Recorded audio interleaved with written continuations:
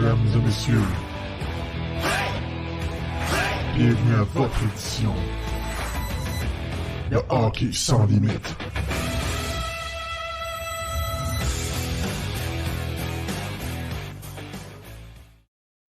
Bonsoir tout le monde, bienvenue à Hockey sans limite, version hebdomadaire avant match, on va le dire comme ça. On voulait vous faire un show d'une heure parce que le Canadien joue ce soir. C'est des matchs qui sont dans la cédule, mais qui, rappelez-vous, la séquence qu'on n'avait pas joué pendant un mois, donc ils ont tout condensé ça. Cette semaine, on joue dimanche, mardi, jeudi, samedi. Ça roule, on s'en va à l'étranger. Puis je vais commencer le show en me félicitant d'avoir eu la prédiction exacte de cette semaine. J'avais prédit une défaite en prolongation contre Boston, une défaite contre la Floride, une victoire contre Toronto. Toronto, c'était plus une question de cœur. Je me disais, il faut battre les Leafs. Les Leafs, tu peux pas, c'est fuck Toronto. Juste avec les séries l'année passée, c'était encore plus. Fait une semaine de 3 points sur 6, bon, c'est correct. C'est ma première, je pense, que j'ai de bon depuis le début de la saison. Fait que, tu vois, Daniel, je suis pas trop optimiste. 3 sur 6, j'avais été quand même dans le raisonnable. On a Daniel avec nous autres qui revient depuis, tu m'as dit avril 2021? Le 1er avril 2021, ça fait un an quasiment. Ça fait un an. Donc, Dan, comment il va? Il est en forme? Oh oui, ça va bien. Ça va bien, ça a bien du bon sens. 2 games en 2 soirs, ça c'est le fun. Une game un dimanche soir en plus, regarde. Puis je suis en vacances, ça que regarde. Moi, ça va. Tout est sous contrôle. Parfait. Et on a notre ailier gauche de puissance qui vient de l'Ouest canadien. Ouais, notre cowboy. Comment il va, JD? Il est en forme? Ça va bien, moi aussi, je suis en vacances. Je suis en vacances à tous les jours, je suis retraité, mais je suis en vacances pareil. Tous les jours, c'est un jour de vacances pour moi. Fait que, oui, ça va bien. Je veux dire, on est occupé ici, la neige fond, fait que on se prépare pour le printemps. Puis c'est ça, quand tu as des acres, c'est pas un fermier, mais on a un acreage, puis il faut s'en occuper. Oui, puis avec la place que tu restes là-bas, tu as vraiment de quoi de formidable, disons-le comme ça. Ceux-là qui ne voient pas les photos de JD, d'aller voir des fois sur Twitter, il en publie, c'est merveilleux, vraiment merveilleux. J'en ai un autre aussi qui s'en vient, là, qui devrait s'ajouter à nous autres dans pas long. Je l'ai invité, il a accepté. Là, je ne sais pas où il est là. J'ai envoyé 2 invitations, moi je me suis trompé. Mike qui va être avec nous autres. Ouais, le célèbre Mike qui va être avec nous autres. Il devrait apparaître dans pas long. Là. J'essaie de régler les affaires avec Zoom. Là. C'est quand même assez compliqué pour l'ajouter. Mike et la technologie, on le sait, c'est pas sa grande tasse de café. On va revenir justement sur la semaine... Ou son verre de gin. Ouais, ou son verre de gin. On va revenir justement sur la semaine du Canadien de Montréal. On commençait ça avec une défaite contre Boston de 3-2. Encore une fois, Jake Allen qui a été incroyable dans ce match-là. En fait, Jake Allen, depuis qu'il est revenu, il est incroyable. On peut pas... Je ne veux même pas enlever mes mots. Il a peut-être donné un mauvais but, le turnaround contre les Panthers. Puis c'est une erreur de Schooneman qui a glissé. Puis même là, il fait tellement des arrêts clés, des tirs de l'enclave. Défaite de 4-3 contre la Floride, défaite honorable. Encore une fois, Saint-Louis qui a du guts d'enlever son gardien avec 5 minutes et demie à jouer. Et voilà, Mike B. Scotch qui apparaît. Mais là, on va l'appeler Mike B. Gin parce que là, il commence à boire du gin. Et hier, écoute, 51 lancés par les Maple Leafs de Toronto. Le Canadien qui en a 18 et ont réussi à marquer 3 buts et battre les Maple Leafs de Toronto. Qu'est-ce que vous avez pensé de cette semaine-là du Canadien? Je vais commencer avec toi, JD. Vas-y donc, qu'est-ce que tu as pensé de ça? Tu avais prédit 2 points en passant. J'avais prédit 2 points, fait que je suis pas loin quand même. Mais je veux dire, c'est vrai qu'on peut remercier Jake Allen toute la semaine pour la semaine qu'on a eue parce que franchement, là, c'est 3 grosses équipes qu'on a joué contre. Puis sans revenir avec 3 points, là, c'est fantastique d'un côté parce que l'équipe va bien.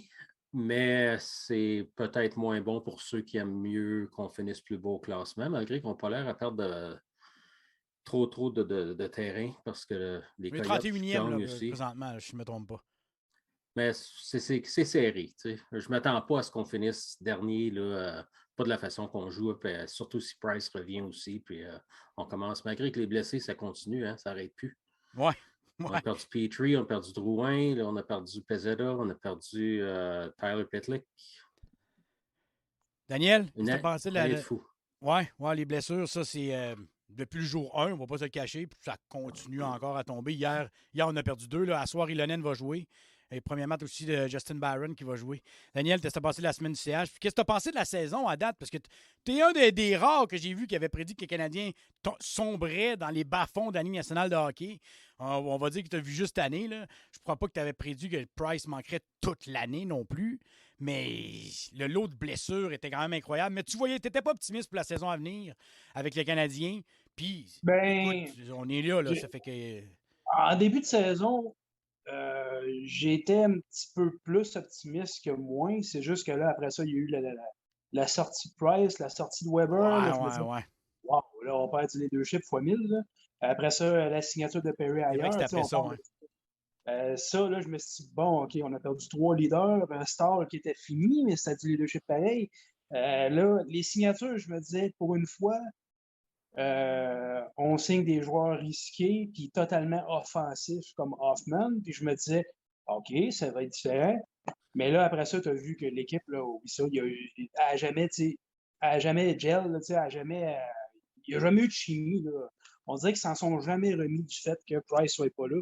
Mais ça m'a fait penser un petit peu en 2016, quand Price est tombé et que l'équipe a planté. Là. Ouais, on dirait que Price, quand il n'est pas là, il ne se passe plus rien. Fait que, regarde, au final, je me rappelle, j'avais dit bien assez vite, je disais, non, checkez bien ça, cette équipe-là, ça ira pas fort. Mais je ne m'attendais pas à ce que ça soit aussi drastique que ça quand même. Mais regarde, quand on check, là, je check, mettons, là, comment on joue depuis que Saint-Louis est là, puis à Marnick, là, j'ai retrouvé du plaisir à voir le CH jouer. Parce que l'équipe n'est pas super meilleure de ce qu'on avait en novembre. C'est juste la façon que les gars se comportent qui est complètement différente. C'est vraiment ça. Ça fait toute la différence. Là, ils sont inspirés. Regarde, hier, là, c'est le meilleur exemple. Là. On était dominés x 1000. Là. Puis, on a réussi à gagner pareil. Puis même, c'est comme on disait, c'est comme je vous disais plus tôt, je regarde cette équipe-là, puis je me dis, on irait contre les Leafs en playoff, on réussirait probablement à les battre. Fait que, je me dis, c'est sûr qu'Allen, il y a un gros mot à dire là-dedans, là, mais même là, je suis sûr qu'on réussirait à les battre juste à cause de la manière qu'ils jouent. Ils jouent avec du cœur. Puis c'est le fun à voir. Oui, en effet. Mike, comment il va, Mike? T'es en forme? Est-ce que ça va bien? Hey, man. Un gin. Il faudrait que tu changes pour Mike B. Gin, par exemple. Il faudrait que tu changes ton nom. Comment il va? Moi, de blackout là-dessus. Puis toi, comment tu as vu ça la semaine du Canadien? Une petite semaine de 500 contre 3, disons-le, 3 puissances de la Ligue. Là. Surtout 2 des 3. Mais Toronto, je suis encore sceptique de les mettre dans le mot puissance quand je regarde les Panthers ou que je regarde la Caroline ou que j'ai regardé hier Calgary. Là. Calgary qui me font beaucoup penser aux Panthers en passant. Qu'est-ce que tu as pensé de la semaine du Canadien, 3 points sur 6? Ben, c'est une excellente semaine compte tenu des adversaires qu'on affrontait. C'est à l'image depuis les débuts de Martin Saint-Louis. C'est vraiment de l'intensité. Tout le monde se donne. Puis le fait qu'Allen soit revenu, c'est un gros plus. Allen gaulé comme un numéro 1, un solide numéro 1. Là. Chaque match qu'il a gaulé, il a été sensationnel.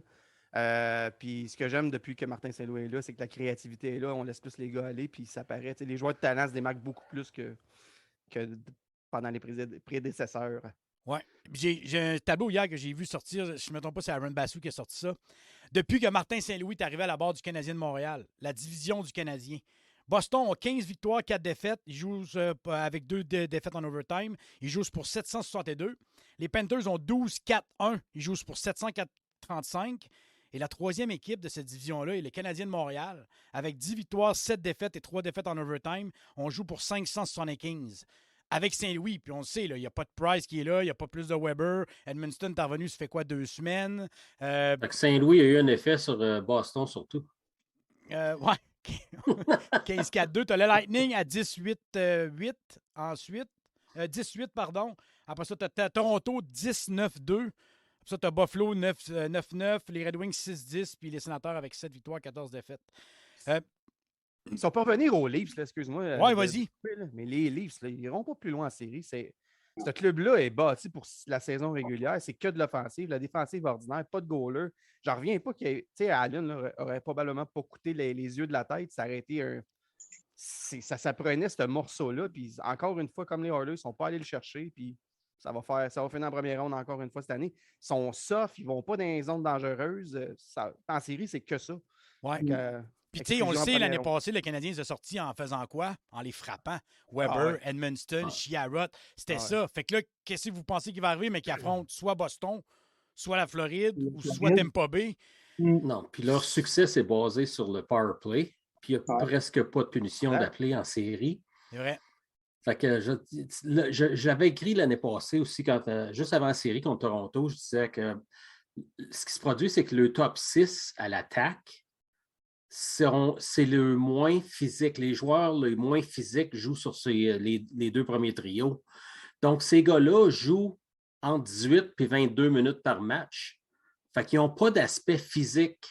Puis Montréal, avec la défensive qu'il y avait, tu avais Weber, tu avais Petrie, tu avais Chara, tu avais Edmondson. Ça, c'était les 4 premiers. Mais après ça, tu avais Romanov, sa 3e paire. On va te dire de quoi, là, ces gars-là, ils en ont mangé de la misère. Puis c'est pour ça que Matthews et Marner ont eu de la misère aussi. T'sais, ça m'a surpris que William Nylander a eu du succès, mais c'était tout dans le périmètre. Là. C'était tout à l'extérieur pour lui. Là. Mais je m'attends, s'il rencontre une grosse équipe encore, ça pourrait être Ben Sherratt encore qui va sortir en première ronde. Oui, c'est ça. Ouais, ça le seul joueur qu'il y avait sur le top 6 qui avait du chien, qui allait dans les zones dangereuses, c'était Hyman, puis ils l'ont pas signé. Ouais. C'est à n'y rien comprendre. C'est vrai. Il y avait Foligno, ils ont ramassé Foligno, mais il a été blessé. Ça leur a coûté un choix de première ronde pour, disons-là, pour quasiment rien. Là. On ne va pas se le cacher. Là. Daniel, ils ont essayé d'aller chercher un gardien. Ils ont essayé de chercher un gardien, puis il s'est fait ramasser. Ça m'a fait voler. Ça, c'était vraiment parfait. Tu peux pas, tu sais, ceux-là qui nous écoutent, qui sont des fans des Leafs, vous n'allez pas rester longtemps parce que on n'est pas des grands fans des Leafs. On dirait qu'ils ne veulent pas comprendre. Les Leafs puis Boston. Là. À la signature de Tavares, on en a parlé à Hockey Sans Limite. C'était pas un bon move. Il y avait besoin d'améliorer la défensive. Il y avait besoin d'améliorer devant le but. Puis là, ils ont été mettre ça sur un deuxième centre à 10 millions. Tu aurais pu en payer un deuxième centre. Tu avais Kadri avec toi. Je rappelle que Kadri était déjà avec eux autres. Tu avais ton deuxième centre parfait. Tu as voulu faire ça. Puis en plus, tu laisses aller Frédéric Anderson pour Peter Mrazek. Là, tu viens de faire la risée, là, parce que vous voyez les Hurricanes. Anderson, c'est un top 5 présentement dans la ligue avec les Hurricanes. Parce que les Hurricanes ont un système. Puis Mrazek avait de l'air de ça aussi avec cette équipe-là. Parce que les Hurricanes ont un système de jeu et une défensive extrêmement solide comparé à celle-là des Leafs. Qu'est-ce que tu en penses des Leafs, toi, Daniel? La même avis que tout le monde un peu, que ça va un autre sortie en première ronde, on va pouvoir les écœurer de l'été. Je pense, Dan, il y a un bloopers qui s'en vient chez vous. Ouais, c'est ça. Il veut donner son opinion sur les livres, je pense. Je pense que lui ici, il est en tabac. Il ne croit pas. Non, sérieusement, là, moi, je check la game et je me dis, c'est un peu ça. On dirait que c'est comme des Harlem Globetrotters. Là. On dirait qu'ils sont là, ils sont super talentueux. Hier, ils ont quand même eu 51 tirs. Là. Sauf que c'est ça l'affaire. C'est souvent périphérique, comme je l'ai dit. On dirait qu'ils veulent pas payer le prix. Puis, justement, ils vont juste, mettons, ils font face à peu importe, là, une grosse équipe avec une grosse défensive le moindrement.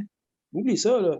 Puis, avec des attaquants qui forecheck le moindrement. Morgan Riley, hier, tu sais, je veux dire, il a fait une coupe, pas des gaffes monumentales, mais des erreurs de lecture défensive. Puis lui, c'est continuel. Puis c'est leur meilleur défenseur. Fait que, tu sais, c'est tout le temps le même. Puis, il m'a dit, comme Mike disait, Allen, là, il n'aurait pas allé le chercher, mais j'ai l'impression que Hughes, étant donné les échanges qu'il avait faits, il devait demander pas mal. Puis c'était dans son droit de le faire. Dubas, il a juste pas voulu payer. Carlis, c'est les Leafs qui payent présentement. Ouais. Fait que, tu sais, au final, là, moi, j'ai l'impression qu'on va assister à la 18e année en ligne où les Leafs n'auront pas au moins une victoire de playoff. Qui n'auront pas une ronde de gagner en playoff. C'est la dernière ronde qu'ils ont gagné, c'est en 2004. Fait que, ça va être juste drôle, là, sérieusement. C'est le grand ménage qui s'en vient cet été, eux autres. Oui, c'est ça, je m'en allais. Croyez-vous que ça va être ça qui va se passer cet été? Parce que, là, on ne va pas le cacher, je ne sais pas que Dubas a été si mauvais que ça, mais il n'a pas comblé les besoins de cette équipe-là avec ce qui s'est passé l'année passée en série. Moi, dans ma tête, je me disais, OK, là, il va comprendre qu'il a besoin de se grossir défensivement, un style Ben Chiarot, puis il y en avait d'autres dans le comparable à Chiarot de disponible ailleurs. Puis là, de voir qui fait un peu qui a comme stagné un peu l'équipe, je te dirais, là, parce qu'il va perdre une année de plus. Il a beau me dire qu'il croit aux joueurs, qu'il croit à ce groupe-là. Je vois mal le DG qui est placé en série, qui dit moi, je crois pas à mon groupe. Fait que, tu sais, ça fait. Je sais pas il va falloir qu'il donne, à un moment donné, qu'il sacrifie un de son gros top 4 là, à l'attaque. Puis j'ai l'impression que le pire, c'est qu'il va échanger, justement. Tant qu'à moi, ça va être une erreur parce que c'est pas lui qui est le pire de la gang. Moi, j'ai l'impression que Marner, ce sera certainement pas Matthews. Tavares, je suis pas sûr. Moi, j'ai l'impression que c'est Nylander qui va échanger. Ça va être le plus facile d'échanger, mais j'ai l'impression qu'il va payer à cause de ça. Fait que, tu sais, mais tant qu'il ne fera pas ça, tant qu'il va sticker sur cette idée-là, ça ne changera pas. Regardez le Lightning là, quand il se faisait sortir, c'est quoi qui lui manquait? Il lui manquait de grit. Julien Brisebois est arrivé, il a cherché des Maroons. Puis il a payé. C'est ça, il a payé. Il est en position de le faire. Puis les Leafs, veut pas, ils sont en position de le faire. Tu sais, un meilleur exemple, c'est les Panthers. Ont fait pareil. Les Panthers. Si les Panthers n'étaient pas all-in avant, mais cette année, ils se sont dit on est all-in, on sait ce qui nous manque. Puis regardez comment ils ont payé cher pour du grind, pour des gros bonhommes. Ils ont payé le prix parce que pas de choix de première ronde avant 2025. C'est un bel exemple. JD, qu'est-ce que tu en penses? Il y a 3 équipes.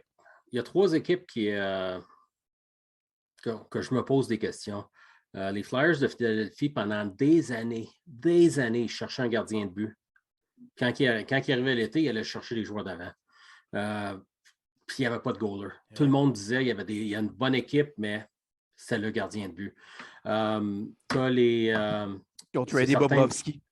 Ouais. C'est vrai. T'as les Maple Leafs de Toronto, c'est la même chose. Je veux dire, ils ont besoin de défense. Ça fait des années qu'on dit qu'ils ont besoin de défense, Ils continuent, ils vont chercher les Tavares, ils vont chercher des gars de même. Mais il y a aussi les Oilers d'Edmonton. Ils n'ont pas de gardien. Puis je me disais, Ken Holland, il va faire de quoi? L'année passée, ils ont eu de la misère avec Mike Smith et Koskinen. Qu'est-ce qu'ils font pendant l'été? Ils re-signent Mike Smith. Il y avait tellement de gardiens disponibles, ils re-signent Mike Smith. Mais voyons donc, Calvaire. T'en perds les bras. Je suis le seul à voir ça, moi. Non, mais les Oilers, il y a 3 équipes, tu te poses des questions, tu te dis, voyons, qu'est-ce qu'ils font? Tu sais, ils gaspillent les bonnes années de McDavid, ils gaspillent de très bonnes années de Matthews puis Marner. Comme les Flyers ont gaspillé de bonnes années de Claude Giroux dans le passé, tu te dis, voyons, pourquoi ils font ça? Quand Holland, il a mentionné, parce qu'il l'a mentionné à 2 reprises, qu'il ne voulait pas échanger ses premiers choix, puis il ne voulait pas échanger ses bons prospects, je me suis dit, voilà, il a carrément envoyé le message à l'équipe, c'est comme, arrangez-vous. Mais ça, il faut qu'il fasse ça pendant l'été, Daniel. Il faut qu'il trouve les solutions. S'il y a besoin de défenseurs, qu'il trouve une solution pendant l'été. Là, si tu veux rajouter, je suis d'accord, mais toute la saison, ils ont eu besoin de défenseurs. Oui, ça, oui. C'est sûr qu'au trade deadline, ça peut coûter cher, puis c'est une chance que tu prends parce que, je veux dire, le joueur que tu vas acquérir, peut-être que ça ne marchera pas, tu ne le sais pas.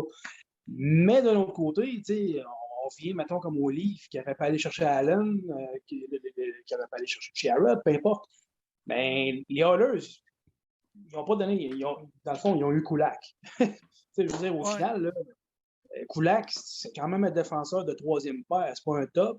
Le défensif n'est pas mauvaise, mais l'affaire, c'est qu'on dirait qu'il ne joue pas coordonné, puis les gardiens de but, comme tu as dit, les gardiens de but. Mike Smith, 40 ans. Ils ont été chez Kulak, ils ont été chez Stella, qui ont des négociations futures, puis ils ont été chercher Derek Brassard. That's it. Ça se limite à ça pour les Oilers. La profondeur. Ouais, la profondeur, mais ils n'ont pas adressé le problème numéro 1, c'est un but. Oui, c'est clair. Fait que je pense qu'on est tous d'accord. Sarah sur le chat qui dit même le chat de la découragé des livres, c'est des Oilers. Mais Jake Allen, moi, je ne suis pas certain qu'il était disponible. À cause de l'incertitude de Price, je ne pense pas qu'il aurait fallu une offre, là, pas une offre comme Toffoli, là. Pas une offre comme Toffoli. Ça aurait fallu une offre là, vraiment là, que je te donne Lafrenière pour peut-être pas Lafrenière, mais un gars de même. Là, à ce moment-là, il n'y aurait pas eu le choix. Mais je veux dire, tu sais, le monde dit on n'aurait pas trouvé un autre goaler pendant l'été. Ben oui, mais il y a combien d'équipes qui cherchent des goalers et sont pas capables d'en trouver? Tu sais, à un moment donné, t'en as un bon, là, pourquoi tu ne le gardes pas? Surtout que tu ne sais pas ce qui va arriver avec Price. Un coup que Price est en santé, puis il décide qu'il veut rester, puis que le Canadien veut le garder, à ce moment-là, si tu veux risquer échanger Allen, OK, je comprends. Mais quand tu ne sais pas ce qui va se passer avec Price, moi mon tambour, là, calvaire, je m'excuse, là, c'est un bon gars, je suis certain, là. Puis il y a du potentiel, mais c'est pas un numéro 1, c'est peut-être même pas un backup encore dans la Ligue nationale. Avoir Gaulle Allen, tu échanges à Allen, puis Price ne peut plus jouer, tu es dans la merde en maudit. Puis moi je continue à penser que Allen, s'il est échangé, ça va être à date limite l'année prochaine. Son contrat va venir à terme. Price va avoir gaulé si Price goal le début de la saison et jusqu'à date limite, puis qu'il n'y a pas de blessure, puis que tout va bien. Là, il va se dire, OK, là, je peux me permettre de trader lui, je vais le perdre d'agent libre pareil. Puis sa valeur va être aussi élevée parce que Allen, on voit les performances qu'il donne présentement, puis s'il est capable de donner. Si tu as Allen qui goal une game sur 2, mettons, là, 50%, là, il peut faire des bonnes choses à Allen, là, vraiment. Là. On va revenir sur les échanges du Canadien parce qu'on n'a pas parlé, mais surtout l'échange de Lekonen. Tu sais, quand on parle de donner la lune pour un joueur, je ne l'avais parlé. Moi, contre un choix de deuxième, je ne l'aurais pas accepté. Mais là, Justin Barron et un choix de deuxième tour en 2024 contre Artturi Lekonen avec les Devils. Je vais vous donner au total ce que ça a donné, le Canadien, là, parce que j'ai la liste ici. Là. On a échangé Tyler Toffoli, Ben Chiarot, Brett Kulak, Artturi Lekonen et Andrew Hammond. Ça a rapporté aux Canadiens le choix de première ronde des Leafs qui est protégé, des Calgary, pardon, qui est protégé top 10. Un choix de cinquième ronde des Flames. Un choix de première ronde des Panthers de la Floride en 2023 qui n'est pas protégé, on va le rappeler. Donc, si l'année prochaine, la Floride tombe, le premier choix peut être un choix top 5. On ne sait pas, là, ça serait surprenant, mais on ne sait jamais dans une saison de hockey. Choix de quatrième tour des Rangers. Choix de deuxième ronde des Oilers en 2023. Choix de deuxième ronde des Colorado en 2024. Les Rangers, c'est 2022, parce que c'est dans la liste. Là. Ouais, Justin Barron, Ty Simalak, Emil Hanneman, Tyler Pitlick, William Lagesson et Nate Schnarr. Écoute, Daniel. Disons le nom de Ty. Nate Schnarr? Non, Ty... Ty Smilanic. Smilanic. Tu dit Smilanic. Je me disais, hostie que je m'ennuyais de. Ty en Simonac. Mais j'ai plus de misère avec Vasilevski. Fait que là, il faut que je m'en trouve d'autres, mais il y en a d'autres, des solides, des assez solides que je vais rusher. Je l'ai botché aussi la première fois. Au prochain repêchage, juste pour ça. Qu'est-ce que t'en penses, Daniel, de tout ça? Toi qui es un fan de beaucoup des drafts et des prospects et tout, un gars comme Justin Barron, Larvin Barron, puis Smilanic, puis Hanneman, parce que les autres, on va le se dire, là, c'est plus du stuff de ligne américaine, en plus de 2 choix de première ronde, 2 choix de deuxième ronde, 1 de 4 et 1 de 5. Je vais dire, mais franchement, j'ai vu tout ce qu'on a eu, puis je me disais, ça, c'est la meilleure façon de rentabiliser des joueurs qui sont remplaçables. Chiarot va être un peu plus dur à remplacer que les autres. Là. Lekonen aussi, à cause que il y avait une forme de leadership. Lekonen, c'était quand même un des vétérans de l'équipe. Il était avec l'équipe, il était repêché en 2013. Mm-hmm. Il n'a jamais été changé. Là. Ça faisait quand même quasiment 10 ans qu'il était avec le CH. Mais, tu sais, c'est quand même ultimement des joueurs qui sont remplaçables. Puis, Chris, on a eu Hughes et Gorton en arrière, c'est sûr. Ils ont profité au maximum du trade deadline de cette année, qui était un buyer's market. Là. C'était vraiment cinglé cette année, là, tout ce que les équipes pouvaient donner. Fait que, tu sais, sérieusement, juste le fait d'avoir un autre choix de première ronde cette année, en partant, je veux dire, ça faisait longtemps qu'on avait. Ça ne veut pas dire qu'il n'achètera pas un troisième parce qu'il est ouvert à échanger 2 choix pour monter au draft. Oui, ça, c'est possible aussi. Puis j'ai l'impression qu'ils vont vouloir faire un show. Le repêchage est à Montréal. C'est sûr et certain qu'ils vont vouloir faire un show là. Juste montrer, regarde, on est la nouvelle gang, on a l'équipe à cœur, que ça soit vrai ou pas, c'est pas grave. Moi, je suis sûr que oui, là, mais ils vont vouloir faire un show juste pour dire, regarde, on va ramener l'intérêt, on va repartir l'équipe. Mais le timing est bon parce que 2022, j'entends du monde dire, ouais, c'est pas un si bon repêchage. Et c'est pas au top nécessairement qui est si bon que ça. Fait que ça ne me dérangerait pas qu'on ne repêche pas premier. T'sais. Le top 10 cette année, même le top 15, il est super bon, mais il est très, très, très égal. Fait que l'année prochaine, par exemple, le fait d'aller chercher un premier choix de 2023, tabarnak, ça c'était écœurant. Crois-tu que c'est. Le choix de deuxième ronde là, qu'on a reçu d'Edmonton, dans le fond, la condition fait que ça peut devenir un choix de deuxième ronde 2023. Mais pour l'instant, les conditions sont quasiment impossibles à remplir. Fait que, tu sais, on tombe avec 2 choix de première ronde, 2 choix de deuxième ronde, on a 3 choix de troisième ronde, 3 choix de quatrième ronde. Je pense qu'on a 15 choix cette année. Fait que, est-ce qu'un gars comme moi aime ça? Oui. En plus, les prospects. Non, sérieusement, là, je suis même content. Hanneman, Smilanic, Ça ne sera pas des top joueurs, c'est des prospects B. Là. Par contre, c'est des prospects avec qui on peut bâtir. Je pense que les deux jouent une game similaire à Lekonen. Ils ont peut-être un peu plus de potentiel, mais c'est pas grave. Les deux sont 6 pieds 1. En partant, je me dis des attaquants du league average côté grosseur. Mais ça faisait longtemps qu'on n'avait pas eu des bons, des jeunes. Là. On avait Ilonen dans le système, puis c'est pas mal ça. Puis Barron, le cream of the crop, tant qu'à moi, ça, c'est la cerise sur le Sunday. Je ne m'attends pas à ce qu'il devienne un défenseur de première paire, mais c'est pas grave. Ça peut devenir un très bon défenseur de deuxième paire. C'est ce qui se dit, là. Un gars de 20-22 minutes, donc on parle de deuxième paire, on ne parle pas de première. Lui, il va remplacer Petrie. Oui, c'est ce que je voyais moi ici. Là. Meilleur défensivement, probablement, que Petrie aussi. Oui, il va jouer à soir, justement, on va le voir. Là, mais Mike, je vais te poser une question. Là, il a juste 20 ans. Là. Soyez pas trop dur avec lui. Là. Juste une question. Caulfield est fini, il y a 6 mois, oublie pas. Hein. Byron, tu l'as vu plus que moi, probablement. Là. Simon, ça peut ressembler un petit peu à Ryan McDonough. En style, là, je parle. Là. Pas tant, non. Ben franchement, là, je vais aller loin, là, mais dans le style, la manière qu'il joue, il est aussi bon offensivement que défensivement. Il est stable, patine bien, il lit bien le jeu. Tu sais, il va rien faire On compare à Pietrangelo, il est plus son style. Oui, Pietrangelo. Je voyais Pietrangelo, mais peut-être John Carlson. Carlson est peut-être meilleur offensivement. Plus offensivement, oui. Ouais. Mais Pietrangelo, même Barron, il disait qu'il modelait son jeu. C'était un de ses défenseurs qui regardait souvent. Fait que, plus que McDonough. McDonough, il est comme plus défensif qu'offensif. Okay. Il est plus physique. Barron, c'est pas un joueur qui va être super physique, mais il va juste être intelligent. Fait que Pietrangelo, je pense que c'est une bonne C'était tellement un manque qu'on avait à droite, parce qu'on savait qu'on avait le Mailloux. Puis là, à droite, on checkait à gauche, puis on disait on est stack-up, on le savait, là, on voyait ce qui s'en venait. Là, tu regardais à droite, tu disais ouf, il faudra peut-être trouver de quoi ou cet échange-là comme fait. C'est de valeur parce qu'on avait, tu sais, Noah Jolson, je veux dire, avec ses blessures, Josh Brook, tu sais, avec ses blessures. C'est dommage puisqu'il y en avait des droitiers, mais les blessures vraiment ont ralenti la qualité supérieure, là, par exemple, c'est un autre coche. Oh oui, je suis d'accord. Ils sont tous durs à affronter. Mailloux et Barron, là, du côté droit, là, c'est deux très, très beaux espoirs. Ouais. On a peut-être parlé beaucoup que les gens disent que le draft cette saison est peut-être pas si high. Là, il n'est pas dans les top drafts qu'on a vus l'année de Chechnikov ou les années de Crosby. Est-ce que tu crois que ça a un lien, l'effet que il y a eu beaucoup de COVID, beaucoup de ligues qui n'ont pas joué. La Ligue d'Ontario quasiment pendant 2 ans. La Ligue de l'Ouest n'a pas joué pendant 2 ans. On sait que le système américain a continué à jouer. Il y a beaucoup de joueurs repêchés aussi du système américain. Crois-tu que ça peut avoir un lien direct avec le manque de hype ou l'effet que les journalistes disent que le draft cette année n'est peut-être pas si élevé que ça? Là? Daniel, vas-y. OK, je me demandais qui tu parlais. Ouais. Je suis encore mouillé un peu. Faut-en pas. Regarde. En vieillissant, on le vieillit tout, je pense.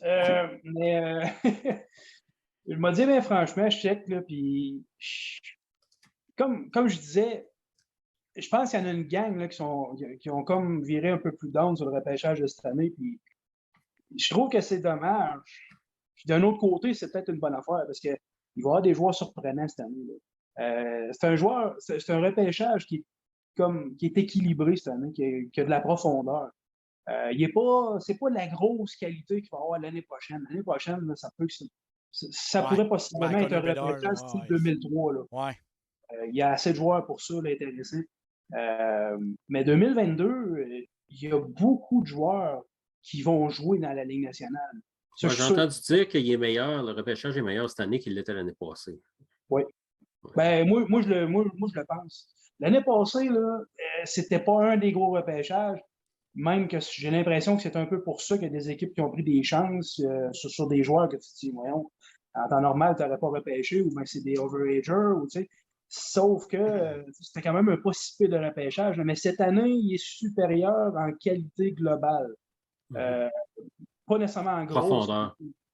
Oui, c'est ça. En profondeur. C'est pour ça que moi, j'ai l'impression, mais j'ai l'impression que cette année, 2022, il va y avoir beaucoup de joueurs de la Ligue nationale dans 4-5 ans. Fait que c'est pour ça que je suis bien content qu'on ait autant de choix.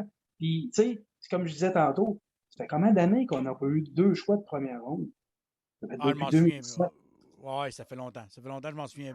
Ben, c'était Fait que là, Pacioretty on McDonough, a 2 choix de 2007. première ronde en 2022, puis 2 choix de première ronde en 2023. Kent Hughes, j'ai fait une crise de belle job. 2007, c'était Pacioretty McDonough, si ma mémoire est bonne. McDonough, Pacioretty, puis on a eu souvent dans le deuxième Début round. de deuxième, oui. Ouais. Fait que, puis tu sais, ça fait quand même longtemps.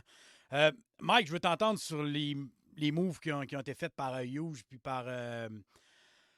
ben, je vais dire Hughes parce que c'est lui le directeur général. là. L'autre est en haut, on sait qu'il est à côté de lui, là, mais c'est quand même Hughes qui prend les décisions finales. Donc, qu'est-ce que tu penses du travail qu'il a fait? Puis après ça, je vais te poser une autre question sur les propos qu'il a tenus que j'ai vus hier. Vas-y donc, Mike. Ben, honnêtement, ça aurait été assez difficile de demander mieux. Surtout, tu sais, ce qui a aidé, par exemple, si je compare à quand Bergevin est arrivé et quand Hughes est arrivé, c'est qu'il y avait plus de valeur à échanger, contrairement à ce qu'on avait. On avait des Caberlet, des Cole, des affaires de même qui ne valaient pas grand-chose. Puis là, on avait beaucoup d'effectifs, puis il a bien rentabilisé tous ces effectifs pour amener ça vers la direction que lui veut prendre, c'est-à-dire il veut rajeunir l'équipe, il veut de la vitesse, puis il veut être gros. Puis c'est exactement ça qu'il a fait. Le mot de Lekonen, ça, c'est hallucinant. Là. Moi, comme toi, Yann, je m'attendais à un first pick avec peut-être un prospect B ou un prospect A. Byron, moi, je le classe pas mal, pas loin du A en tout cas. Puis, fait que c'est ça. Les autres prospects, je ne les connaissais pas tant. J'ai lu beaucoup par après, puis ça a l'air bien. C'est plus des projets tant qu'à moi. Potentiel NHL, oui, mais top 6, pas sûr. Puis le fait d'avoir 2 first picks les 2 prochaines années, ça peut accélérer le processus bien comme il faut là, pour les prochaines années. Ouais. Ouais, c'est ça. Fait que c'est pas mal ça mon résumé, mais très, très, très satisfait. J'avais donné une A sur Twitter, puis c'était pas pour rien. Il a vraiment bien travaillé ses effectifs-là. Puis je vais juste noter aux gens qui dénigrent Marc Bergevin et ses années que c'est les moves de Marc Bergevin qui ont fait que Hughes a pu avoir autant de tous ces gars-là. Rappelez-vous Ben Chiarot à 3,5, les Toffoli qui étaient signés. Des beaux contrats. Les Conen, l'effet que Bergevin a donné un an de contrat, puis qu'il restait RFA, Sakic l'a dit. Ça ne me dérangeait pas de payer ce que j'ai payé là parce que je sais que j'ai encore des droits sur lui, que je ne vais pas le perdre pour rien. Je sais qu'il est restricted free agent. Fait que je sais que je ne l'aurai pas juste pour un an, que je peux l'avoir pour 2, 3, 4 ans. Puis ça, c'est un move important. L'année passée, moi, quand j'ai vu les Conen un an, j'ai fait Chris, pourquoi il n'a pas donné le contrat d'Armia? Mais là, Armia a-tu eu la même retour que les Conen? Présentement, avec la saison qu'il a? Jamais, jamais, jamais, jamais. Puis en plus, les Conen a signé 100 000 de moins. Il a gagné 2,4, il a signé 2,3. C'est quand même un fait à considérer. JD, qu'est-ce que tu as pensé du travail de Ken Hughes à la date limite des échanges? Satisfait? Oui, je crois que oui. Je veux dire, j'aime les espoirs qu'il a ramassés. C'est-à-dire, j'aime les choix de repêchage qu'il a ramassés.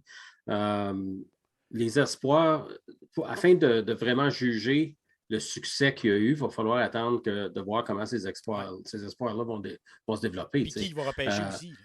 Parce que, je vais dire bien honnêtement, moi, j'étais très déçu quand ils ont échangé Toffoli. J'étais déçu du retour. Je me disais, pourquoi ils n'ont pas attendu pendant l'été? Mais il y a plus d'équipes qui l'auraient voulu. Il y avait une bonne chimie avec Suzuki. Fait que ça m'a surpris qu'il l'ait échangé aussitôt. Ça a été le premier qui est parti. Puis j'ai trouvé que le retour était pas pire, mais c'était pas de quoi là, pour me dire, là, wow, vraiment, là, je suis content. Justin Barron, je l'aime bien. Moi, je ne suis pas les espoirs comme vous autres, comme certains de vous autres. J'en ai assez de les regarder. Moi, quand il arrive au camp des recrues, c'est là que je commence à les regarder, accepter un gars comme Carey Price qui jouait ici dans l'Ouest dans le temps. Là, lui, je l'ai suivi. Mais en ce qui me concerne, je ne suis pas surpris des prix que les équipes ont payés. Aux Canadiens et aux autres équipes aussi, une équipe comme la Floride, qui ont payé. Ça fait 2 ans que les propriétaires perdent beaucoup d'argent à cause de la COVID. Les saisons sont raccourcies. Même les équipes riches, je veux dire, ils ne font pas de revenus quand il n'y a pas de monde dans les estrades, quand ils ne jouent pas au hockey. Donc, chaque match des séries, on sait que ça rapporte en moyenne environ 4 millions en moyenne parce que les joueurs ne sont pas payés. Il y a plusieurs DG qui ont... il y a plusieurs propriétaires qui ont donné des ordres à leurs DG qu'il fallait qu'ils fassent les séries cette année. Il fallait qu'ils essayent de récupérer certains revenus. Puis quand les équipes là, qui sont borderline, d'habitude, là, qui ne sont pas sûrs s'ils vont faire les séries, dans l'Est, il n'y en a pas. Il n'y a pas de course, mais dans l'Ouest, il y a plusieurs équipes qui sont dans cette course-là pour faire les séries. Mais plusieurs équipes là, qui normalement seraient assises à la clôture puis ils ne savent pas ce qu'ils feraient, ils sont allés, ils ont essayé de faire, ils veulent faire les séries à cause que le propriétaire leur a dit écoute, là, ça va-tu faire une différence? Si tu vas chercher un gros nom, va le chercher. Fait que je ne suis pas surpris des prix qu'ils ont payés. Plus tu vas loin en série, plus les propriétaires font d'argent. La Floride, ils ont vraiment là, gagé sur leur futur. Mais ils ont de très bons jeunes joueurs, ont des gars sous contrat pendant des années. Ouais. Je suis certain, moi, qu'éventuellement, ce qui va arriver, c'est qu'ils vont échanger certains de ces joueurs-là, puis ils vont avoir des choix repêchage ou des espoirs, un peu comme le Canadien fait présentement. Je ne suis pas surpris des prix qui ont été payés à cause de ça. C'est une année qui n'est vraiment pas normale.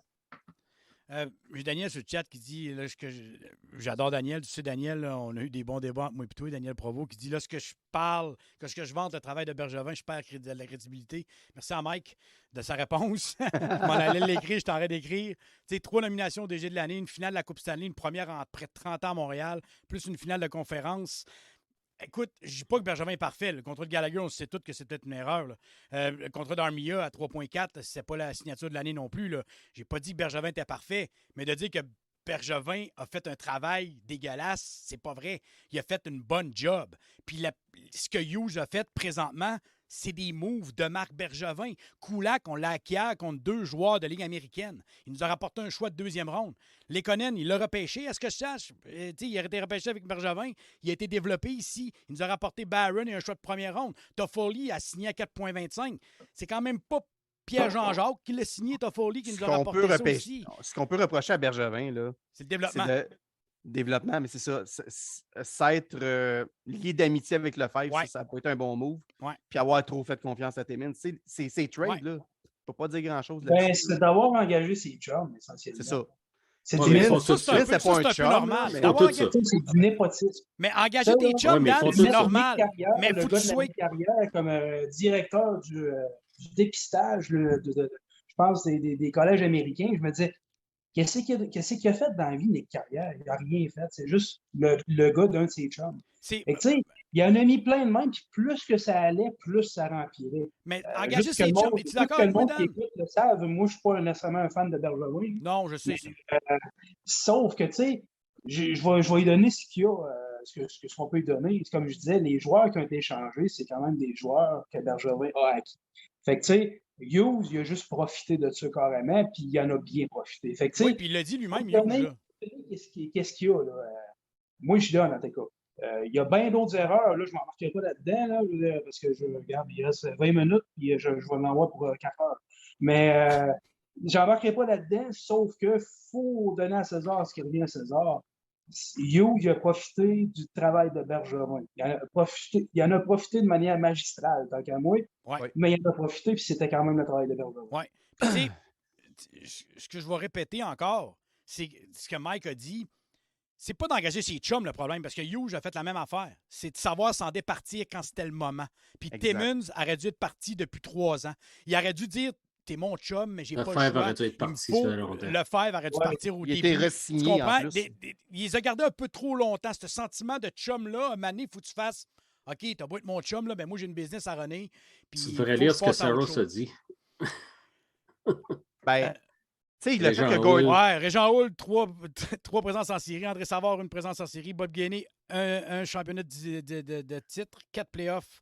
4 présences en série. Pierre Gauthier, 2 présences en série. Marc Bergevin, Stanley Cup Final. 3 champions de division, puis 6 présences en série. Ça, on parle des DG depuis Serge Chavard. Il y a une affaire. Il n'a pas été si mauvais que ça. En 2012, là, quand il a hérité de l'équipe, je veux dire, j'avais du hype, moi aussi, comme tout le monde. Tu sais, il y a quand même... Qui y avait dans son line-up? Il y avait Price de 25 ans. Il y avait Pacioretty, Subban de 23 ans. Puis là-dessus, il y avait un Gallagher de 20 ans. Puis il y avait le troisième choix overall qui, finalement, n'a pas donné grand-chose. Mais tu sais, il y avait des bons éléments. Puis, tu sais, Price, Il n'y avait rien dans le système, Il n'y par avait rien exemple. dans le système. Ça, Il y avait c'est des ça, bons c'est ça. éléments NHL ready, mais dans le système, ça, c'était là que c'était. Ouais, il n'y avait pas de Pas profondeur du blessé, tout. Il y avait là, Mike heureusement, London. Come on. Suzuki, Caulfield. Hein? Il y avait avait Raphaël Mike Diaz. London. Raphaël Diaz, mon préféré, était là. Hey, Raphaël Diaz, ouais. j'ai vu jouer aux Olympiques, j'étais tout content. J'étais excité. Ah, Diaz est là, puis les Suisses, c'était le fun. Ouais, Vraiment ils ont eu Dale Weiss pour lui. Fait que... Ouais, puis des Wills nous a rapporté Philippe Dano. Fait que. Puis Ouais, puis Romanov. oui, il a donné des bons moments dans les Ouais. playoffs. Ben oui. Bien que ces playoffs contre Lucic, là, c'était écœurant. Ah ouais. Juste ça valait vraiment son pesant d'or. Match de ce soir, la rentrée de Justin Byron et de Ilonen. Parlant de Ilonen, on vient d'échanger Lekonen. On pourrait-tu remplacer un Lekonen par un autre Finlandais? Parce que Ilonen, je le regarde jouer avec le Rocket, puis moi, je le trouve impressionnant. Là. Il a des bonnes mains. Mike, tu fais au-dessus de Lekonen, donc tu vois Ilonen avec un potentiel un peu plus élevé. Oh, Il ouais. y a une game 200 pieds. Lekonen va peut-être être meilleur défensivement, mais Ilonen va apporter plus offensivement. Il y a une tabarnak de shots. Là. Ouais. Plus rapide Ouais, aussi. shot. Plus créatif. Là. Mais Lekonen, côté forecheck, il mange Il en est dur à dehors. battre. Ouais. Ah, il est dur à battre. Là. Ouais. Mais Écoute, Ilonen, c'est un il top de la faut ligue, juste là. qu'il réalise qu'est-ce qu'il peut faire. C'est juste ça. JD, qu'est-ce que tu en penses de ça? Parce que Ilonen pourrait être le remplaçant de Lekonen. Peut-être pas Non, directement, non, mais sur joueur un troisième différent. trio. Joueur différent. Il va être, d'après moi, Ilonen, il a un potentiel pour être sur le deuxième trio. J'aimerais ça qu'il commence sur le. Un middle 6, on peut s'appeler ça de même, un Ilonen? Oui, absolument. Okay. Dans Tu sais, quand une équipe canadienne l'année passée, surtout en série, il y avait 3 trios qui étaient quand même assez équilibrés, si on regarde ça. Fait que tu jouais sur le premier trio, sur le deuxième trio, le troisième trio, tu avais un quatrième trio, mais les 3 premiers trios, c'était les 3 trios pouvaient produire n'importe quel soir, puis tu savais pas. Ça me rappelait un petit peu les Canadiens de Montréal de 1986, quand ils ont gagné la Coupe Stanley. Tu avais 7 ou 8 marqueurs de 20 buts cette année-là. Tu n'avais pas de gros marqueurs, mais tout le monde pouvait contribuer. L'adversaire ne savait pas où que l'offensive pourrait venir. Si tu mettais ton gros trio contre le premier trio du Canadien, les 2 autres trios te tuaient. Fait que c'est un peu ça qu'ils peuvent faire, d'après moi, dans le futur, là, si ces joueurs-là, les jeunes, peuvent se développer là, de la bonne façon. On voit que le Canadien va avoir un très bon premier trio avec Nick Suzuki et Cole Caulfield. Ça, on le sait d'avance. Mais tu as des gars comme Anderson qui vont être des jeunes vétérans. Tu as des jeunes comme Ilonen, d'après moi, qui a le potentiel de jouer sur un deuxième trio éventuellement. J'aimerais ça le voir commencer sur un troisième. J'espère seulement qu'on ne les mettra pas, si tu emmènes des joueurs offensifs, on ne les mettra pas sur le quatrième trio, puis leur demander de changer leur rôle. Je ne pense pas que ce soit le cas. Kent Hughes y en a parlé, Saint-Louis en a parlé. Vous avez eu du succès à jouer un certain style, jouer ce style-là dans la Ligue nationale. Pour moi, ça, c'est très rafraîchissant. Puis si tu es un joueur de hockey, c'est excitant aussi. Saint-Louis n'essayera pas de dénaturer les joueurs. C'est ça. Non, puis c'est justement ça que je suis content de la nouvelle optique, de la nouvelle direction. Tu le vois que tu dis, OK, ils ont une vision, mais justement, comme Saint-Louis disait, c'est bien beau enseigner, il faut faire fonctionner un système. Mais à un moment donné, là, quand le système, il n'a pas dit ça exactement comme ça, mais moi, c'est la manière que j'avais interprété, mais il disait, tu sais, à un moment donné, quand le système, il étouffe la créativité des joueurs, il étouffe le style du joueur, à un moment donné, ça donne quoi, tu sais? Puis regarde ce qu'il fait au pratique, Saint-Louis. Il fait des demi-glaces. Pourquoi? Pour que le temps de réaction et que les joueurs réagissent beaucoup plus rapidement. Puis tu le vois dans les matchs. C'est évident là, que ça a un impact direct sur la façon que les joueurs réagissent avec la rondelle beaucoup plus rapidement. C'est bon pour les Pee-Wee, c'est bon pour la Ligue nationale. Oui. Exactement. Ils font les demi-glaces. Juste pour ajouter à ce que JD disait, j'aimerais ça qu'il commence, moi aussi, sur un troisième trio, avec des joueurs offensifs au moins, puis qui joue un petit peu une fois de temps en temps sur le power play, parce que le shot qu'il y a, là, justement, c'est ça qui peut faire une différence. Là. Et comme Cole Caulfield, son one-timer du côté gauche, là, il est comme Cole Caulfield de cette façon-là, même avec le Rocket, là, si tu regardais le Rocket, il mettait Caulfield à la pointe, puis il mettait Hull mettait Caulfield à la pointe, puis il mettait Ilonen à sa gauche, là, du côté gauche, pour le one-timer, comme Caulfield fait. Donc, c'est le même style de cette façon-là. Donc, sa deuxième unité, ce serait parfait. Oui, puis il contrôle tellement bien le puck, son coup de patin. Là. C'est pour ça, d'ailleurs, peut-être aux personnes qui ne connaissent pas trop autant Ilonen que Barron à soir, fais juste regarder leur coup de patin aux deux. Ilonen, on l'a déjà vu, anyway, là, il est tellement agile et rapide, c'est quelque chose. Il me fait penser à Oleg Petrov, de la manière qu'il patine. Tu sais. Il vise un 10. Barron, il a tendance à être pas mal pareil. Il patine très, très bien, Barron. Fait que, sérieusement, juste pour ça, là, avec, il y a une ça chimie peut un être un peu. tueur. Ilonen Evans, tu sais, ces deux-là ont joué ensemble un peu dans la Ligue américaine. Troisième Evans, centre, Evans. d'ailleurs, je te coupe vite, là, mais Evans, là, d'ailleurs, avez-vous remarqué depuis que Saint-Louis est là, on parle de Suzuki, de Caulfield et compagnie. Mais Evans, là, depuis que Saint-Louis est là, tabarnak. Lui, s'il fait juste arrêter de manger des coups sur la tête, ça serait pas pire. Là, c'est juste ça. C'est à peu mais près dans ça. son cas, ils sont juste à game, là, à monter au bout là, depuis Saint-Louis. Oui, c'est vrai. Ça, c'est autant la faute de la Ligue nationale que c'est de la faute du joueur, par exemple. Ça, c'est un autre sujet.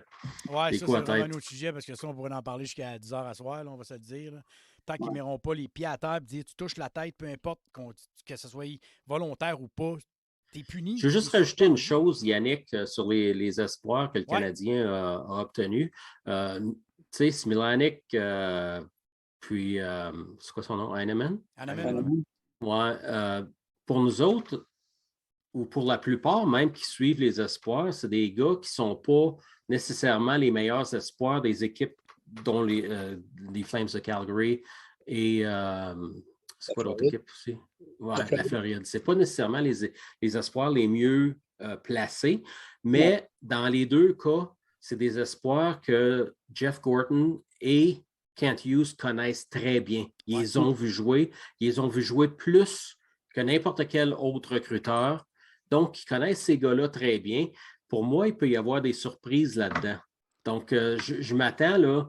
C'est pour ça que je dis que je vais attendre avant de déclarer que c'est un A+ ou c'est un B+ pour ces échanges à la date limite. Parce que ces gars-là, là, s'ils se développent comme Hughes puis Gordon sans attendre, ça va être un coup de circuit. S'ils se développent comme les autres recruteurs les ont vus, ça pourrait être juste un coup sûr. C'est comparé au baseball. Donner un shout-out à Andrew Hammond qui a fini sa carrière avec le Canadien de Montréal avec 3 victoires, aucune défaite. Qui a une fiche parfaite de Andrew Hammond, qui n'a même pas eu le temps d'enfiler son nouvel équipement des Canadiens. Même pas eu le temps. Bon. Avec ses pattes vertes, let's go.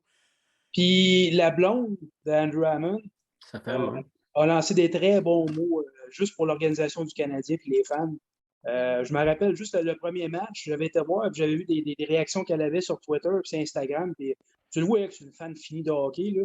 Puis je pense que c'était juste une femme heureuse. Mais tu sais, t'en vois des fois qui passent par là puis que ils font juste dire il aurait pu le faire jouer plus. T'sais.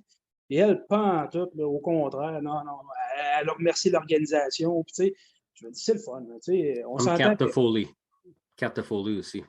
Oui, Kat Toffoli qui vient de Québec. Ouais, c'est une fille de Québec, elle en plus, qui était très contente aussi. Mais je pense que Toffoli n'est pas malheureux avec les Flames de Calgary présentement. Surtout à voir comment l'équipe joue. Dernier point. Jordan Harris signé 2 ans. Je suis le seul qui n'avait pas de doute que ce gars-là allait signer. C'est bizarre, mais moi, là, je vais vous expliquer mon point de vue. Puis ça n'avait pas rapport avec l'ancienne direction. Moi, c'est les propos du joueur. J'ai écouté ses 4 dernières entrevues. Et dans aucune des entrevues, j'ai senti une réticence envers Bergevin ou l'ancienne organisation. Il a toujours dit, moi, c'est important de terminer mes études. Dans ma famille, c'est comme ça. Puis je vais avoir mon diplôme, c'est important. Je suis lié au Canadien de Montréal. J'ai l'intention de signer avec le Canadien de Montréal. Il a toujours tenu les mêmes propos. C'est de où que ça sort, ça, qu'il y avait un beef entre Marc Bergevin et Jordan Harris, qui s'est fait offrir un contrat l'année passée par Bergevin. Harris a dit non, je veux terminer mon stage collégial. Je sais pas, j'ai de la misère. J'ai réécouté ses entrevues, puis j'ai retourné les voir quand il a signé, puis je me suis dit, hey, félicitations, Kent Hughes, vous avez réussi à signer Jordan Harris. Mais qu'est-ce qui a fait en sorte que les médias ont sorti qu'il y avait un beef ou qu'il y avait une affaire de désagrément entre Bergevin et le clan Jordan Harris? J'aimerais ça savoir de où que ça vient. Avez-vous des informations là-dessus? Moi personnellement, j'ai rien vu de ça. JD, je sais que tu crois que c'est grâce à Kent Hughes aussi. Moi aussi. Vas-y, je sais toi aussi. Mike, on pense un peu de la même façon. Vas-y, JD, je veux t'entendre. Moi, je m'attends pas. Je dis pas qu'il n'aurait pas signé avec Marc Bergevin. C'est pas ça que je dis. Ce que je dis, c'est que Kent Hughes connaît la famille. Kent Hughes l'a coaché pendant des années. Donc, il connaît le joueur très bien. Ils se connaissent tous les deux très bien. Il a joué avec les deux fils de Kent Hughes. Il a joué avec le fils de Martin Saint-Louis. Il a une familiarité avec le Canadien. S'il était pour signer avec Montréal, là, c'était rendu un slam dunk qui était pour signer avec le Canadien. Et voilà. Avec ce qui s'est passé. Donc, pour répondre à ta première question, OK, d'où est-ce que ça vient? Ça, je n'ai pas d'informations, c'est une théorie. Ouais. Il y en a que, depuis que Bergevin a été congédié, à toutes les fois qu'il donne un compliment à Hughes, il donne ce qu'on appelle en anglais un bitch slap, là, une claque du revers de la main à l'ancienne direction. Ouais. Comme si ces gars-là n'avaient jamais rien fait de bien. Donc, c'est rendu, surtout pour les médias, en anglais, on dit vendetta. Je ne sais pas comment ils appellent ça. C'est comme vanter Saint-Louis pour rabaisser du charme. C'est un peu ça. C'est pas ça, c'est rendu une vengeance envers le gars. Parce que les médias, ils se sont fait planter d'aplomb par Bergevin. En public, Philippe Quentin, qui s'est fait tourner de... Il a eu l'air d'un idiot là-dedans. Ouais. Puis il y en a eu plusieurs aussi. Là. François Gagnon s'est fait virer une couple de fois. Il y en a en anglais qui se sont fait revirer une couple de fois aussi. Puis ça, les journalistes, là, les fans regardent les conférences de presse maintenant. Dans le temps, ce n'était pas le cas. Mais à cette heure, on les regarde. Fait que là, on voit ça. Eux autres paraissent mal. Donc, ils haïssent le directeur gérant. Fait que n'importe quoi qu'ils peuvent faire, c'est pour ça qu'ils suivent les anciens joueurs du Canadien puis qu'ils parlent d'un Philippe Danault qui a 11 buts à ses 21 derniers matchs. Ils essayent d'abaisser ce que Bergevin a fait. Donc, ça, là, cette histoire-là avec Harris, il n'aurait jamais signé avec Bergevin, c'est de la poudre aux yeux, à mon avis, pour essayer de, encore une fois, abaisser ce que Bergevin fait. Oui, je suis un peu d'accord là-dessus, moi, ici, parce que moi, j'ai peut-être été naïf, là, mais je croyais vraiment à Jordan Harris. J'écoutais ses entrevues, ça avait l'air d'un gars avec une excellente tête, un gars qui semblait franc, un gars qui semblait honnête. C'était important pour moi de terminer mes études. Puis tu sentais quand il disait que pour lui, c'était un no-brainer, que peu importe ce qui est arrivé quand il était repêché à 18 ans, que lui, il allait jouer jusqu'à 22 ans. Tu sais, fait que je me suis laissé embarquer, je me suis dit, j'ai le goût de croire ce qu'il me dit. J'ai peut-être été naïf, je m'aurais peut-être planté, peut-être qu'il n'aurait pas signé avec Bergevin, puis j'aurais fait Chris, je l'ai cru. Parce que regardez les gars qui ont signé ailleurs, ils ont toujours donné leur intention clairement bien avant. Regardez ce qui s'est passé avec McBain, là, justement, qui a été échangé. Lui, il a dit carrément, je ne veux pas jouer pour ton équipe. Puis regardez les Jimmy Vesey, il a dit la même affaire, je ne voulais pas jouer pour cette équipe-là. Puis les autres qui ont changé, Adam Fox, qui a dit la même affaire, je ne veux pas jouer pour ça, moi je vais aller jouer à New York. Lui, c'est encore pire. Parce que lui, il a dit, je ne veux pas jouer pour ton équipe, je veux jouer pour une seule équipe. Fait que les Rangers ont payé un choix de 3e ronde pour l'avoir. C'est un gars qui est au Norris, là, présentement. Fait que, tu sais, je sais pas, Mike, Daniel, je vais lancer Daniel, je vais terminer avec toi, Mike. Vas-y, Daniel. Moi, je suis toujours dans l'optique, en partant, que ce que le monde dit à la TV, dans les médias, ça peut être vrai comme ça peut être faux, tout le temps. Il n'y a rien qui tient à la vérité. Rien. Ils peuvent dire de la bullshit s'ils veulent. Il n'y a personne qui va le dire « Hey, tu l'as dit ». On va dire « Ouais, puis, tu sais. » Au final, les médias, c'est de la poudre aux yeux en partant. T'sais. Sauf que, je veux dire, je ne suis pas en train de dire qu'ils disent tout de la bullshit, mais je me dis que j'assume qu'ils peuvent en dire pareil. Est-ce que Harris jouait la game? On va dire, moi, de la manière que je voyais ça, je me dis, il aurait pu signer déjà puis continuer ses études. T'sais. Comme là, regarde, c'est pas toi, Mike, qui disait en plus, ça se peut qu'il retourne l'année prochaine. Finir. Ça, tu m'as dit, il me semble qu'il y a des chances qu'il retourne collégial. Non. Là, je retourne dans le chat là, parce qu'il y a quelqu'un qui m'avait dit ça. Il parlait de Strouble. Il parlait de Strouble. Ouais, c'est Strouble qui retournerait collégial l'année prochaine. Il pourrait signer, lui. Strouble, ça serait une bonne affaire. Strouble, il faudrait qu'il domine. Il a manqué trop de games. Là, il ne domine pas. Là. Mais Harris, je vais dire, là, c'est sûr que moi, je vois souvent sur Hockey's Future. Puis Hockey's Future, ils ont tendance à être très, très, très anti-Bergevin. Fait que j'ai tendance à être teinté un petit peu de ça. Par contre, moi, j'avais le feeling qu'il n'aurait pas signé avec l'ancienne organisation. De toute façon, tout est en train de s'effondrer depuis l'année passée. Puis ça a fini en début d'année. Mais sans l'effondrement, Bergevin sera encore là parce qu'il faut se le dire. Si Bergevin sera encore là, c'est à cause que le club ne serait pas effondré. l'équipe au complet est en train de s'effondrer. Puis ça montait, c'était la tête, là. C'était la tête le problème. C'est pas pour rien que la tête qui est partie. Là. Ouais. Il s'est fait sacrer à la porte, c'est pas pour rien. Fait que, tu sais, au final, est-ce qu'il aurait peut-être signé pareil? Possible. Moi, j'avais un feeling que non. Par contre, d'un autre côté, là, actuellement, regarde, il est signé, puis comme JD a dit, il y avait des très bons contacts avec. C'est des joueurs qu'il connaissait. Là, ils vont en terrain connu, puis c'est une bonne affaire parce qu'ils n'ont pas eu le temps de préparation de l'été. L'été, bien souvent, c'est là qu'ils font leur scouting, puis c'est même pas leur équipe qui est en place. Fait ils vont avec des valeurs connues, puis Harris, c'était une valeur connue. Fait que, est-ce que c'était slam dunk? Je suis entièrement d'accord avec ça. Je suis entièrement d'accord avec ce que JD a dit. Là, ça a juste assuré la signature. Ouais. Puis là, ouais, c'est fait. C'est fait, là. C'est pas une question de qui a raison ou qui a tort, on va se le dire. L'important, c'est qu'il est signé. Le pire, c'est qu'Harris, moi, personnellement, j'ai hâte de voir qu'est-ce que ça va donner parce que vous allez voir, son coup de patin était écœurant. Mais moi, je ne l'ai jamais vu comme un top prospect, tu sais. Fait que c'est pour ça que j'ai hâte de voir qu'est-ce que ça va donner. La saga est enfin finie.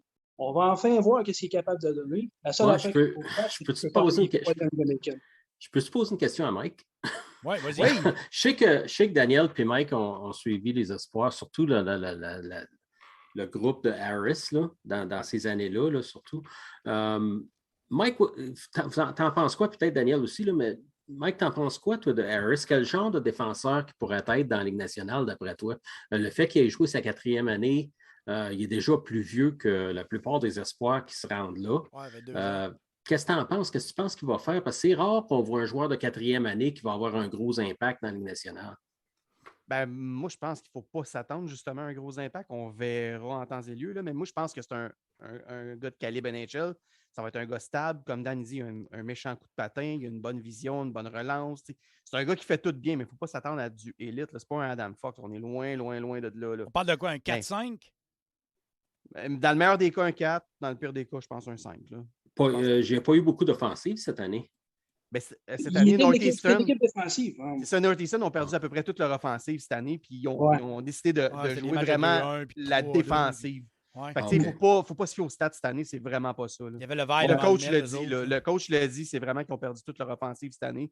Fait qu'ils ont décidé de miser sur se regrouper et travailler en équipe, un peu ce que le Canadien a fait l'année passée. Là.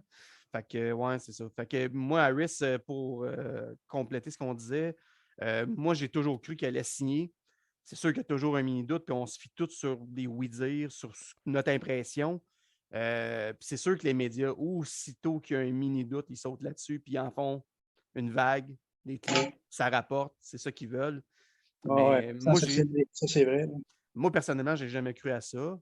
C'est sûr que l'avenue de Hughes a probablement aidé, ça, c'est sûr. Clair, il y a plus de contact avec ce gars-là. Oui, c'est Flo joue là, puis c'est juste normal. T'sais, l'important pour moi, c'est qu'il est signé. Là. Daniel, toi, qu'est-ce que t'en penses? Puis il s'est fait faire des promesses, c'est sûr aussi. Oui, ça c'est clair. Ça, c'est officiel. Daniel, c'est la question de JD sur Jordan Harris, quel genre de défenseur? Ben, je suis un peu je suis en accord avec Mike. Là. Lui, dans son cas, ça va être son jeu défensif qui va faire la différence. S'il s'adapte défensivement, ça pourrait devenir, je sais que le monde va dire, mais ça pourrait devenir un peu le défenseur que Victor Mété aurait pu être en plus gros. Il n'avait pas été rushé. Mété, d'un début, il n'était pas mauvais défensivement, sauf qu'à un moment donné, ça allait bien trop vite pour lui. Harris, j'espère juste qu'il va pouvoir au moins s'adapter défensivement parce que ça va aider son attaque par après. Sauf que, c'est pas le genre de joueur qui va faire des montées à l'emporte-pièce. C'est juste un joueur stable, un joueur intelligent, QI hockey écœurant. Puis son coup de patin, il va le sauver dans la majorité des situations. Puis en plus, il est pas, c'est pas le plus gros défenseur, mais il a pas 5 pieds 11, 180 livres. Ouais, mais il n'a pas peur de jouer physique. C'est pas le gars qui va aller en face de Brady Tkachuk pour essayer de starter un fight. Là. Mais il n'aura pas peur de donner des mises en échec et d'essayer de clairer au moins le devant du net, là, même s'il n'a peut-être pas les attributs pour ça. Là. Fait que, il peut être surprenant. J'ai juste hâte de le voir jouer, par exemple. Là, ça devrait être dans pas long. Là. Surtout avec la quantité de blessés qu'on a. Là. Ouais. On dit qu'on bâtit par la défensive. Quand tu regardes ça, Goulet, Harris, Barron, Mayu, Trouble. commence à avoir un papier de l'eau si tu calcules déjà Romanov qui a 27 minutes.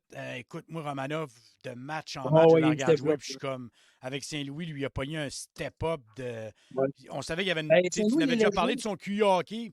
Ben, j'ai l'impression que Saint-Louis exploite le QI hockey des joueurs tellement au maximum que Romanov il a comme éclos. Il Là. laisse. Ouais. Il laisse faire des erreurs. Ouais, puis, Mais on est dans la meilleure situation actuellement pour ça. Là. Oui, exactement. C'est pour On ça que j'ai va hâte de pas voir. gagner. Parce que Hughes, hier, il y a une question qui a été posée. Il dit l'année prochaine, ton intention, c'est fini. Il était à TVA Sport juste avant le match. Puis il était direct avec. Puis on dit Hughes, il dit que tes intentions de l'année prochaine, ça va être quoi? Ça va terminer dans le fond ou le kit? Il dit ben, si on a un bon début de saison, il dit c'est sûr que mes plans peuvent changer pour l'année prochaine. En voulant dire, les Canadiens commencent l'année 10-2. Tu peux pas dire ma vente. C'est normal, t'es 10-2. Là. Tu comprends? Fait que lui, il se dit ça va dépendre du début de saison, ça va dépendre des affaires en place. Il a déjà parlé avec Saint-Louis. Ils ont posé la question pour l'année prochaine. Puis Saint-Louis avait dit, il a dit on va terminer l'année, puis on en reparlera du contrat-là. Il dit moi, je suis concentré sur mon équipe présentement. Mais gage un petit 2 que Martin Saint-Louis va signer un contrat avec les Canadiens de Montréal. Je serais surpris qu'ils veulent s'en aller. Il a de l'air aimer ça. C'est bizarre, là, mais il a de l'air aimer ça. En tout cas, en conférence de presse, c'est du bonbon. On ne va pas se le cacher. Les joueurs ont l'air de l'aimer aussi. Ouais. Hey, Dan, Guy, il y a une question que moi j'ai répondu sur le chat, mais il y a une question. Tu classerais comment les defs dans l'organisation du Canadien? Alors, Gould, Harris, Barron, Mailloux, Trouble. Ben, Goulet en partant, moi, c'est le top. Ouais. Mailloux, c'est parce que ça va dépendre d'une couple de facteurs. Là, il est blessé pour l'année, supposément. Oui, c'est ça. Ça n'a pas aidé pantoute. Là. Puis c'est le début de la saison qui a manqué. T'sais, lui, j'ai l'impression qu'il a quasiment perdu un an de développement. Ouais. Le talent, il est là. Le potentiel, il est là. Puck mover là, dans le système, là, ça pourrait être un bon. Ça serait un puck mover de 6 pieds 4. Là, mais tu sais, je sais que, mettons, généralement, moi, Goulet en partant, c'est un top. Là. Harris, Norlinder, j'ai jamais eu le hype non plus tant que ça. Il n'a même pas nommé Norlinder dans la gang. Ah, pour vrai? Bon, regarde. Mais franchement, c'est sûr que Goulet, il est top en partant. Il a nommé Barron puis Struble. Barron, honnêtement, il est deuxième, pas loin de Goulet. Puis ce qui est le fun, c'est qu'en plus, les deux, ils ont joué ensemble au championnat mondial junior l'année passée. Fait que, tu sais, ils se connaissent. Puis ils sont complémentaires en plus. Mais Goulet, Barron, Mailloux, c'est sûr. Mais tu sais, les trois premiers, juste le potentiel de Mailloux en partant, là, il y a comme... mettons que les trois sont pas loin un de l'autre. Mais après ça, il y a une petite drop tant qu'à moi. Harris. On va faire le plein cette année et l'année prochaine. Avec le draft qu'on a. Ouais, on en a tellement beaucoup. Ouais. Vos prédictions, les boys, à soir, Ilonen qui joue et Barron qui joue son premier match. Le match commence dans 2-3 minutes. Vos prédictions vite faites, vous autres, le chat, désolé, j'aurai pas le temps de prendre vos prédictions. Vous pouvez me donner sur le chat, je vais les donner vite fait. Donc, ceux qui veulent me donner leurs prédictions, allez-y. Vous attendez à quoi le match? 2 matchs en 2 soirs, Montembeau devant le filet, JD? 400e match en carrière pour Joel Edmondson ce soir. Oh. Faudrait que le Canadien essaye de gagner celle-là pour lui. Montembeau devant le filet, je dirais 4-3 Canadiens. 4-3 Canadiens. Guy, 4-2 Habs. Daniel? Moi, je suis pourri dans les prédictions, vous le savez. Là. Moi aussi. Dire de quoi cette année, là? Il n'y a personne qui était bon, gros. Je ne ferai même pas de prédiction. Je vais juste souhaiter qu'on ait une bonne game. De toute façon, peu importe ce que je vais dire, ça n'arrivera pas. Fait que je vais juste espérer une bonne game, honnêtement. Puis qu'ils continuent à jouer comme dans les 20 derniers matchs, tout simplement. Juste que ça soit le fun à voir. Puis peut-être un petit peu moins pire qu'hier, là, même si on a gagné, là, mais sérieusement, juste une bonne game, je vais être bien content. Prédiction, je ne sais pas. Je ne sais pas en tout. Je ne dirais rien. De toute façon, ça ne donnera rien. Moi, laissez-nous suivre. Tout ça pour ça? Ouais, tout ça pour ça. Jérémy Rivard, 5-2 pour les Habs. New Jersey par 2 buts. Jean-Marc. Vas-y, Mike. Mais moi, je pense que ça va être une bonne game. Ils sont le fun à voir, les Devils. On est loin des Devils d'il y a 10 ans. Là, Jack Hughes a éclos cette année.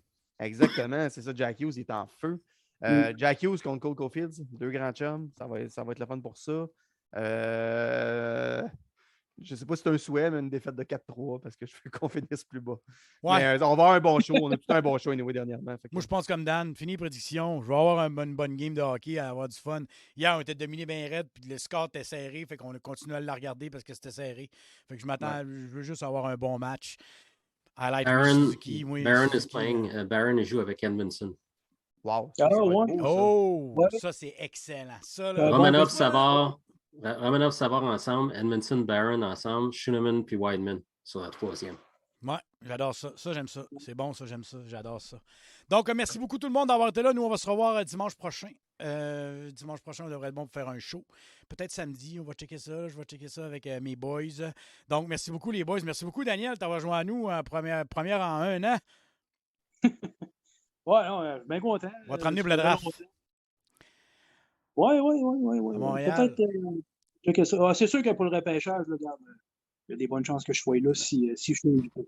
Mais qu'on sache nos choix, là, tu vas te mettre là-dessus puis tu vas commencer à tout à regarder les possibilités puis ça va être le fun. Le mock draft sur Hockey Future doit être sur le bord de commencer. On a un annuel à tous les années. Fait que c'est sûr que je vais me mettre là-dessus. C'est sûr.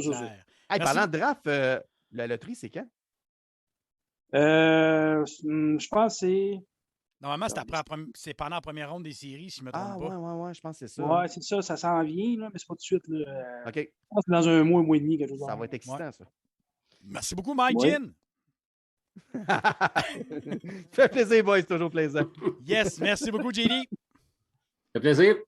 Merci à tout le monde. Ouais, merci à tout le monde sur le chat. Le Pop, c'est un bout qu'on n'avait pas vu. Merci beaucoup. Go Canada. Félicitations à Team Canada au soccer qui s'est qualifié pour la Coupe du Monde. Une première en 36 ans, si ma mémoire est bonne.